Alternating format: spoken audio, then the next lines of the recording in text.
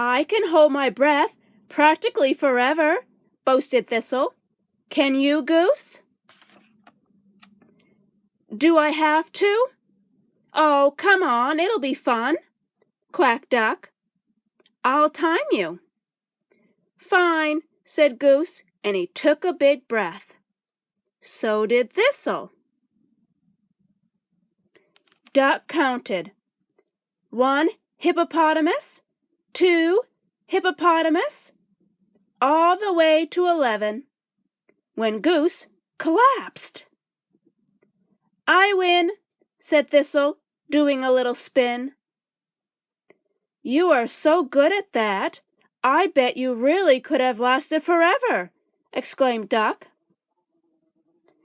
I'd like to see her try, groaned Goose.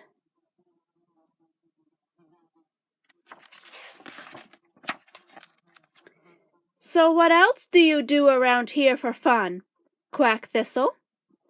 Duck looked at Goose. We play, he said.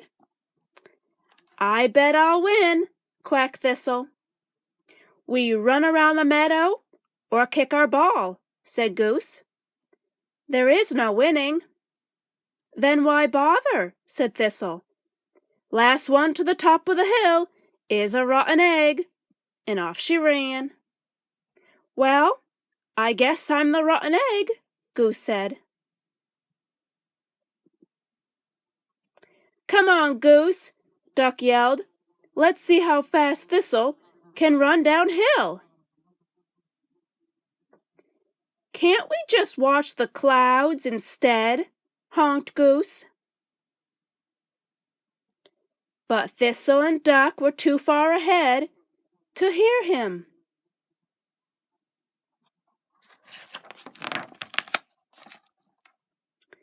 At the bottom of the hill, Goose moaned, Can't we just stand on our heads?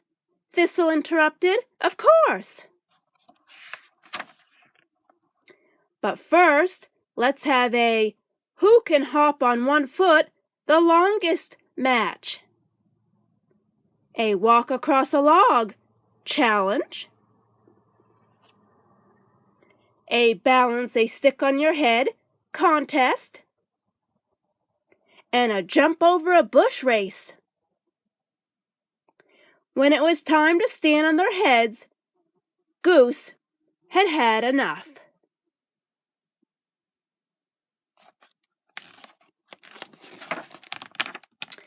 I'd rather look for butterflies, he said to himself.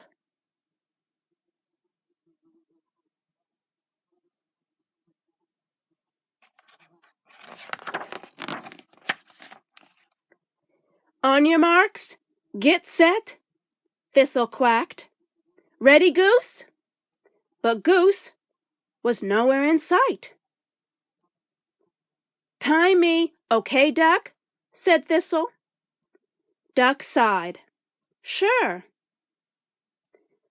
1 hippopotamus? Did Goose say where he was going? 2 hippopotamus? Do you think he'll come back? 3 hippopotamus? Should we go look for him? Who? Squawked Thistle. Goose! Squawked Duck.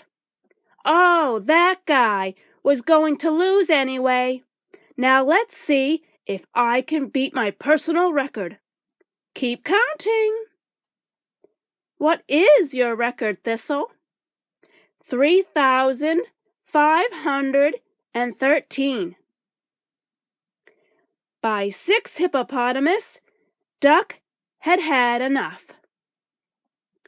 I can't believe you're leaving me upside down like this, cried Thistle, as Duck headed off into the tall grass.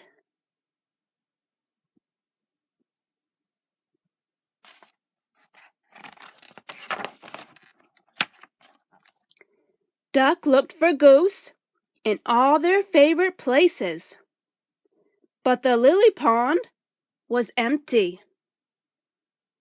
The shady thicket was dark and quiet, and the river bank felt lonely. Duck called out to his friend, "Goose!" But his cry was muffled by the whir of the wind and the gurgle of the river.